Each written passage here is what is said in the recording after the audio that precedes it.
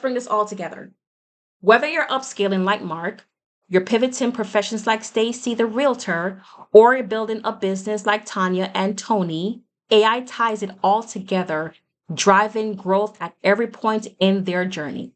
This movement isn't just for tech people, it's for teachers, nurses, analysts, clerks, creatives, managers, and yes, entrepreneurs too. We saw how Jonathan was unsure, even afraid of what AI meant for his future. But when he watched Mark using AI as a blueprint tool to drive innovation at work, he realized this shift isn't about replacing anybody. It's about repositioning his mindset to stay impactful, adaptable, and aligned with the times. This isn't about fearing the change. It's just you and your free AI bestie. It's about getting familiar, getting curious, and just getting started.